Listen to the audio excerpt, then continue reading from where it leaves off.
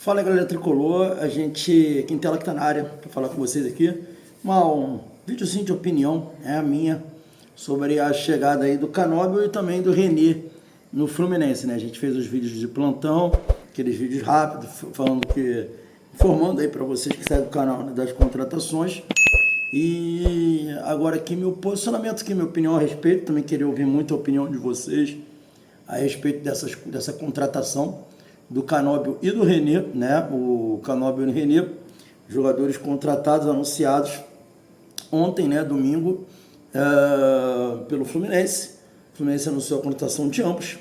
O René é um lateral esquerdo de 32 anos, contrato de 2 anos, e o Canóbio também, um atacante de 26 anos, contrato também de 2 anos. O Canóbio é um jogador que joga, podemos dizer que é um meia-direita, né? Funciona como um ponta, um meia-direita, mas é mais um meia-direita do que provavelmente um ponta, né? Embora seja um jogador que faz muito fundo, né? Cruza muito bolas do lado, lembra muito o Arias, tem características muito similares com a do Arias, não comparando, que o Arias é muito mais jogador que o Canóbio, mas o Canóbio lembra muito o Arias, né?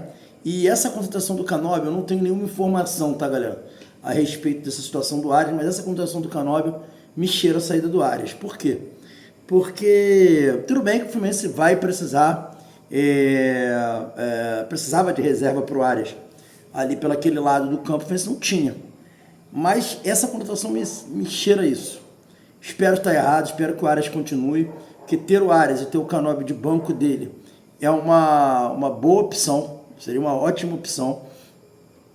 Embora o Canóbio eu não sei quanto custou, eu acho que a gente ainda não teve acesso à informação de valores da contratação desse jogador, e a gente precisa saber quais foram os valores, porque eu acho que ninguém é contra a contratação do Canóbio, né? O Canóbio é um bom jogador, né? Mas não passa de um bom jogador. O Canóbio não é jogador para o Fluminense pagar, por exemplo, 8 milhões de euros, entendeu? Não faz sentido, entendeu? O Fluminense pagar, por exemplo, 8 milhões de euros no Canóbio. Eu acho que o Canóbio, se o Fluminense pagasse 4 a 5 milhões de euros, estaria de muito bom tamanho, né? Uma contratação nesses valores aí. E olhe lá, entendeu? E olhe lá. E pela temporada que o Canóbio fez no Atlético Paranaense, eu acho que pagar 6 milhões não tem sentido. O Canóbio, pelas temporadas que ele teve no Atlético Paranaense, que ele não conseguiu assim, fluir como se esperava até no Atlético Paranaense, eu acho que um valor de mercado aí de 4 milhões de euros, 4 milhões e meio, por ser jovem, já ter mostrado trabalho, estaria de bom tamanho. Mas assim, de fato a gente ainda não sabe valores para poder dizer se essa contratação foi boa ou não para o Fluminense. E aqui a gente vai analisar apenas o aspecto técnico e não o aspecto financeiro. Então, deixar claro aí para a galera, não me cobrem aqui, Quintela, questão financeira. Eu ainda não sei quanto custou o Canóbio, estou apurando também, tentando ter informações. Então eu vou falar da parte técnica. Da parte técnica é sim uma boa contratação, é sim uma boa composição de elenco. O Fluminense ganha qualidade, ganha mais opção. Não vejo o Canóbio como sendo um jogador para ser titular absoluto do Fluminense. Eu vejo o Canóbio transacionando ali com outro jogador, caso o Arias saia. Caso o Arias fique, ele vira uma opção para o Arias, né? E o Arias, por exemplo, e isso melhora muito a qualidade do Fluminense, porque suponhamos que o Mano queira utilizar o Arias como cara da transição, como 10. O Arias pode jogar como 10, no lugar ali do Ganso, porque ele quer fazer um jogo mais reativo.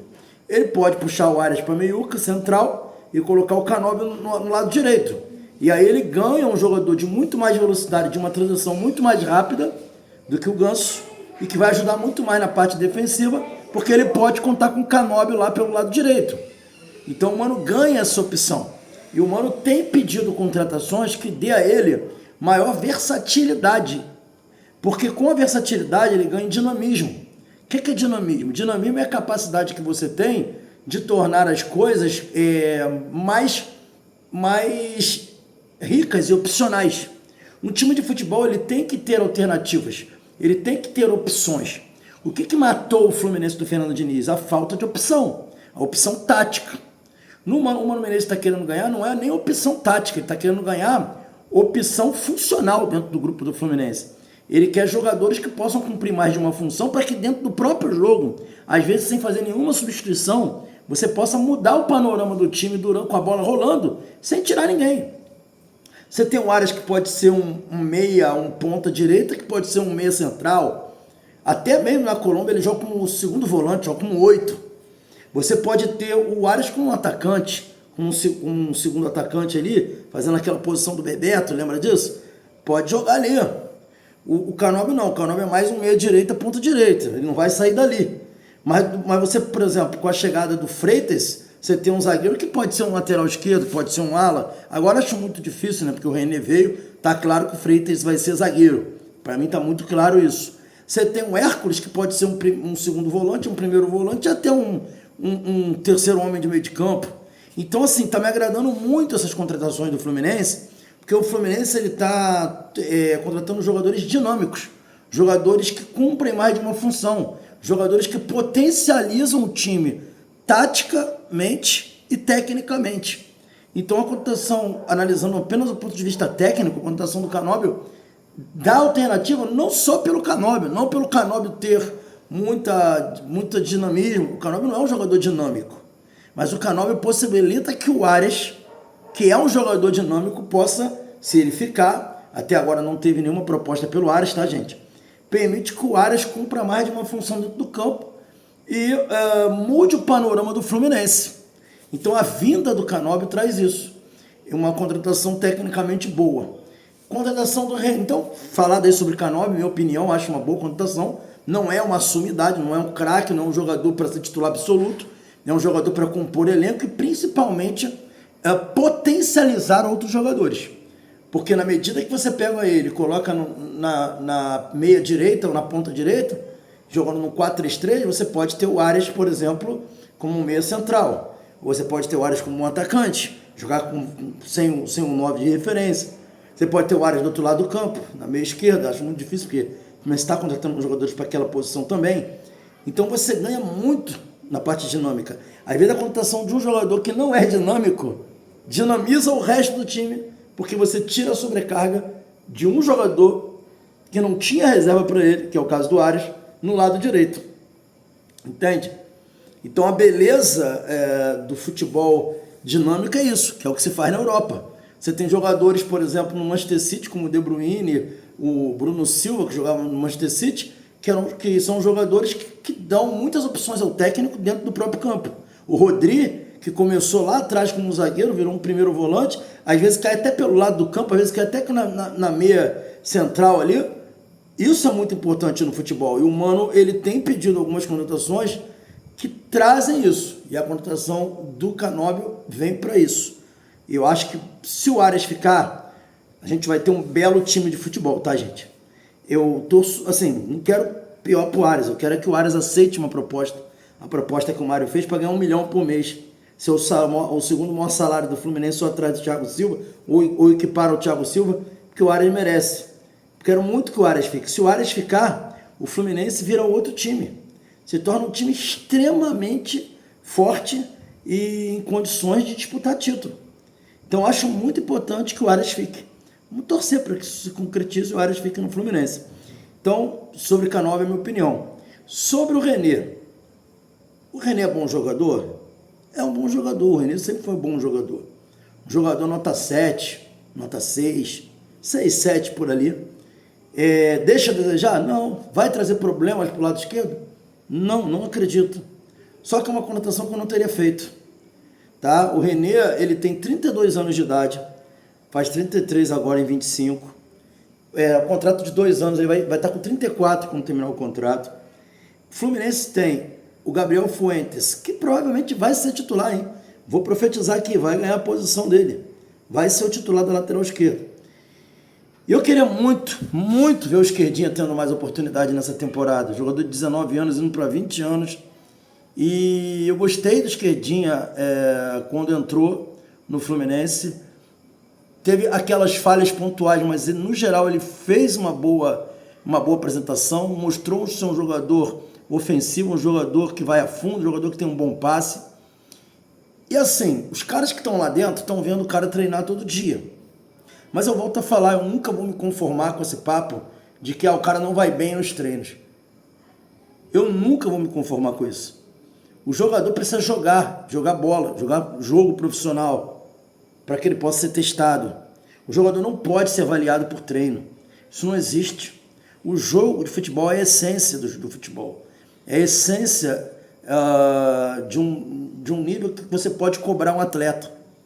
Agora, volto a falar, você, torcedor, tem muita responsabilidade quando essas coisas acontecem.